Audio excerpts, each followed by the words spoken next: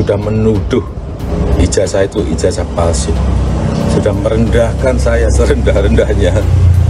Jokowi, mudah-mudahan Anda ingat saya Aryono Pak. Saya teman Pak Hari Mulyono almarhum. Itu Pak Hari cerita bahwa dia adalah teman kuliah Anda di Fakultas Kehutanan UGM.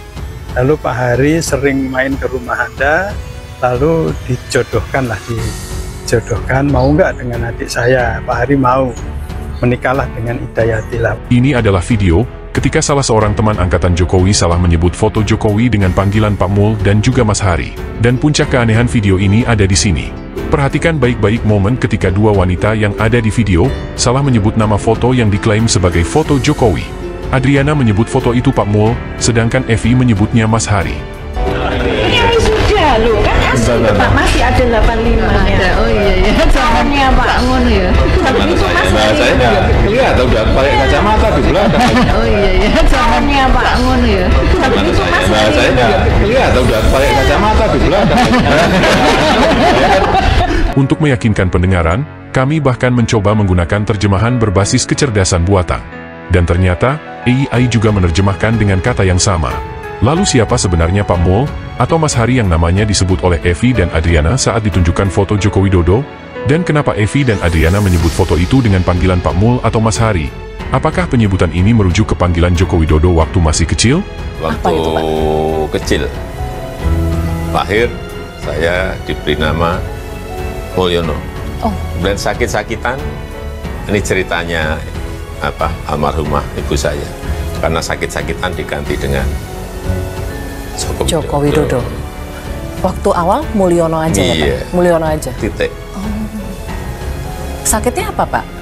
Ya, berbagai penyakit? biasalah kalau masih kecil, kemudian keluarga. Bagaimana menurut kalian? Apakah ketika teman kuliah Jokowi menyebut Pak Mul ketika melihat foto Jokowi merujuk ke panggilan masa kecil Joko Widodo? Ataukah ada nama lain, teman satu angkatan yang bernama Pak Mul atau Mas Hari?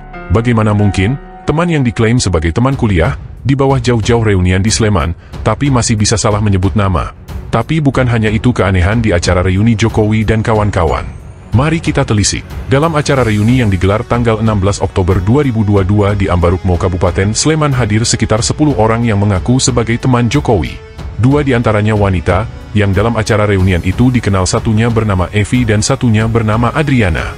Nama-nama ini kita kenal dari acara perkenalan sebelum acara reuni dimulai. Perkenalan?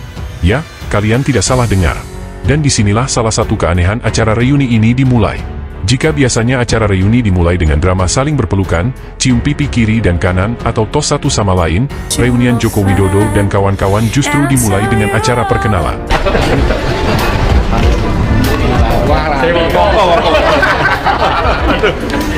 Apa Pak? Evi Adriana. Tahu. Teman satu kasih sudah.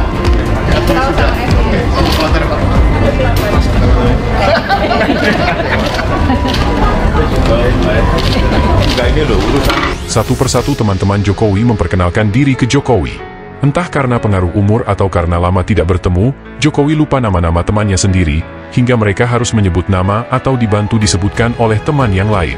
Bandingkan momen keakraban alumni UGM yang lain yang juga mengaku alumni Fakultas Kehutanan tahun 1985, berikut ini. Wana delima. Satu hari,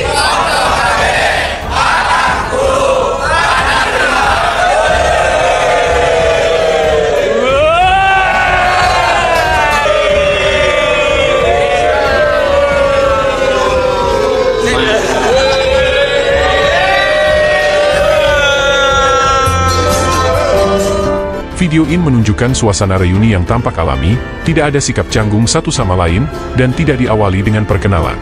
Mungkin karena mereka memang sudah saling mengenal lebih dari 40 tahun silam, dan sering mengadakan reuni bersama, hingga suasana pertemuan mereka benar-benar pecah, penuh keakraban. Video ini bukan hanya menunjukkan suasana reuni yang sebenarnya. Di latar belakang panggung, kita bisa membaca, reuni Fakultas Kehutanan UGM alumni tahun 1985, masa yang sama yang diakui Joko Widodo sebagai tahun kelulusan. Belum diketahui pasti, kenapa kelompok Jokowi tidak nampak. Ya, Mereka yang pernah mengadakan reuni di Sleman tahun 2022, satu pun tidak ada yang kelihatan hadir. Dan inilah salah satu keanehan reuni ala Joko Widodo dan kawan-kawan. Walau mempunyai status sebagai orang nomor satu di Indonesia, nampaknya Jokowi tidak punya kemampuan mengumpulkan semua teman seangkatan untuk mengadakan reuni secara ramai-ramai. Begitu juga dengan teman-temannya. Teman seangkatan Jokowi seharusnya bangga bahwa di antara teman mereka ada yang menduduki posisi yang sangat terhormat di sebuah negeri berpenduduk lebih dari 280 juta. Apakah mereka tidak mempunyai kerinduan berbagi kepada dunia bahwa mereka dulu adalah bagian dari seorang mahasiswa yang sekarang menduduki jabatan sebagai presiden? Pak Hary Mulyono itu dulu adalah Ketua Komite SD 15 Mangkubumen Lor. Sedangkan Anda itu Ketua Komite SD 16 Mangkubumen Kidul, bersebelahan. Dempet ya, sekolahnya saya adalah Sekretaris Komite SD 15. Satu sekolahan dengan Pak Hary Mulyono almarhum. Nah, saya kenal dengan beliau itu deket ya Pak ya. Sering gojek, guyonan dan sebagainya. Jadi saya tahu bahwa Pak Hary Mulyono waktu itu Anda belum jadi apa-apa, belum jadi wali kota, masih pengusaha mebel. Itu Pak Hary cerita bahwa dia adalah teman kuliah Anda di Fakultas Kehutanan UGM. Jadi waktu itu karena tidak ada keinginan apa-apa, tidak ada tujuan apa-apa, belum jadi apa-apa, saya masih wartawan, saya kepala biro bukan GM, General Manager Radar Solo Jawa Pos ya. Cerita bahwa Pak Hary cerita bahwa Anda adalah teman kuliahnya, lalu Pak Hary sering main ke rumah Anda, lalu dijodohkan mau nggak dengan adik saya. Pak Hary mau, menikahlah dengan Hidayatilah. Waktu itu saya yakin bahwa Anda memang kuliah di UGM. Nah, yang sekarang dengan berbagai cara Anda jelaskan, berbagai cara itu ya cara Anda ya, bukan cara yang diinginkan rakyat. Pak Jokowi sudah menyampaikan bahwa ijazah saya punya ijazah di UGM. Lalu teman-temannya katanya juga sudah menyampaikan bahwa itu memang satu kuliah dengan Pak Jokowi. Lalu rektornya bahkan Bu Ova Amelia itu profesor itu juga menyampaikan bahwa ijazah Pak Jokowi asli di UGM dan ada catatannya. Nah, tapi Pak Rismon itu dia doktor Pak, dia doktor, mantan dosen dan punya keahlian di bidang IT.